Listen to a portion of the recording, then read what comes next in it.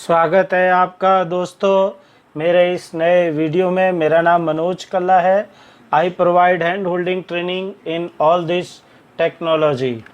दोस्तों जैसे कि मैंने बताया कि एक सीरीज़ चल रही है ग्राफ की भी, और साइड में हाउ टू भी मैं चला रहा हूँ। साइड में एक सीरीज़ जिसमें आप सीख रहे हैं कि how to do some function. Okay, और ये ग्राफ की एक अलग से सीरीज़ बनाई जिसमें पहली एक इंस्टॉलमेंट में दे चुका हूँ मैं, जिसमें मेथड 1 दिया था। आज मैं मेथड 2 दे रहा हूँ।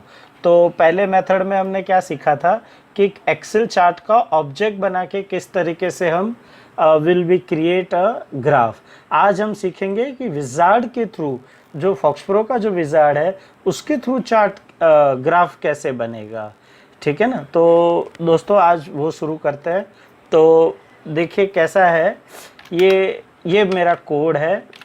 देखिए आपको कुछ नहीं करना है, रन टाइम में डेटा ले आना है आपको। ठीक है, क्रिएट कर्सर करना है। अब ये जैसे आप मैनेज कर सकते हो बैक एंड पे, it's depend and it is a different from developer to developer, right. इसका जो ग्राफ का जो आउटपुट आता है वो फॉर्म पर आता है। Okay, so just keep it in mind because graph क्या करता है, ये फॉर्म पे ओले कंट्रोल डाल के और ऑब्जेक्ट को कॉल करता है ग्राफ के।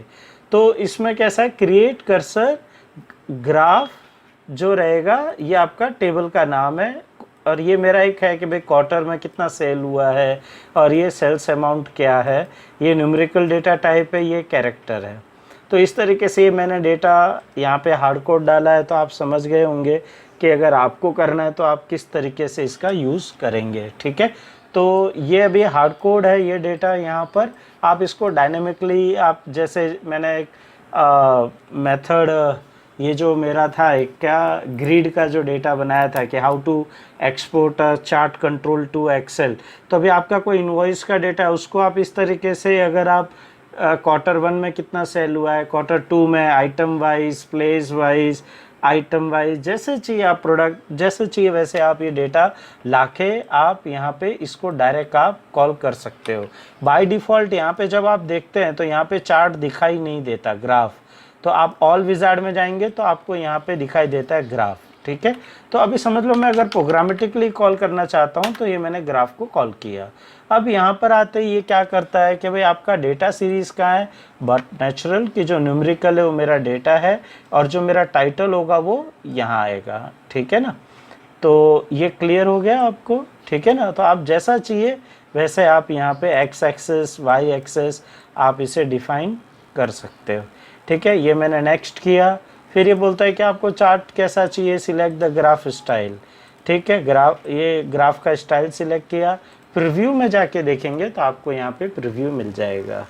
ठीक है, और आप जैसे इसको फिनिश करेंगे तो ये फिनिश्ड होके फिर ये पूछेगा क्या नाम से बनाना है, सेव करना है, यस। तो ये देखिए ये आपका ग्राफ आ गया। अभी जो जिस नाम से ग्राफ बना है वो, एक मिनट, वो मैं यहाँ पे, क्या है अपना ग्राफ का नाम, ग्राफ दिस। तो do form graph this, graph this, graph this, yes ये है। देखिए ये ग्राफ आ गया। तो आप जैसे इसको आप यूज़ करेंगे आप उसको आप यूज़ कर सकते हैं। तो ये तो हो गया दूसरा तरीका कि जिसमें आप ग्राफ आप दिखा सकते हो। यहाँ पर आप चेंज भी कर सकते हो, डबल क्लिक करेंगे तो आप ये ग्राफ का डेटा मॉडिफाई भी आप कर सकते हो। और ये जो ग्राफ हुआ है ये आखिर में एमएस चार्ट वाला ऑब्जेक्ट कॉल करके बनाया है।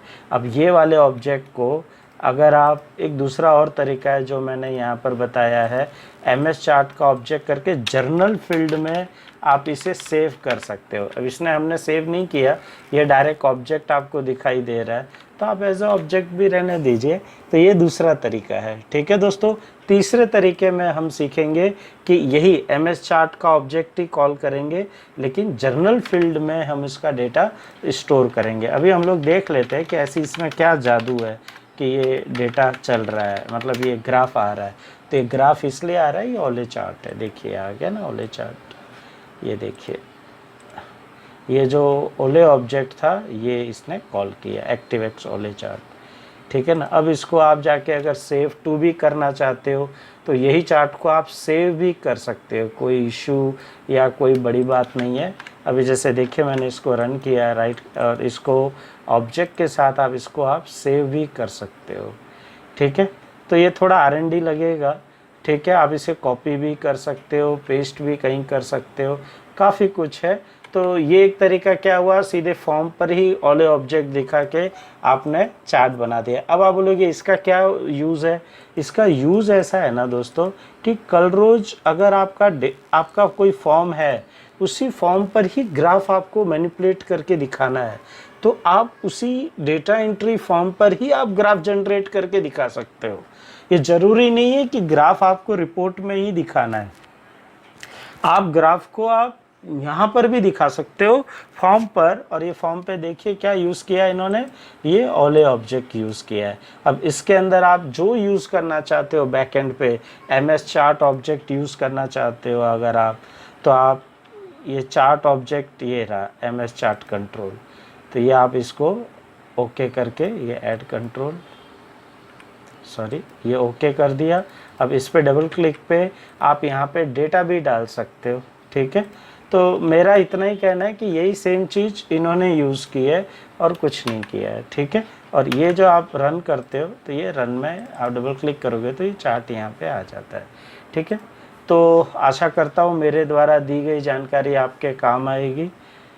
आप वीडियो को शेयर कीजिए, चैनल को सब्सक्राइब कीजिए। Thank you, thank you, thank you.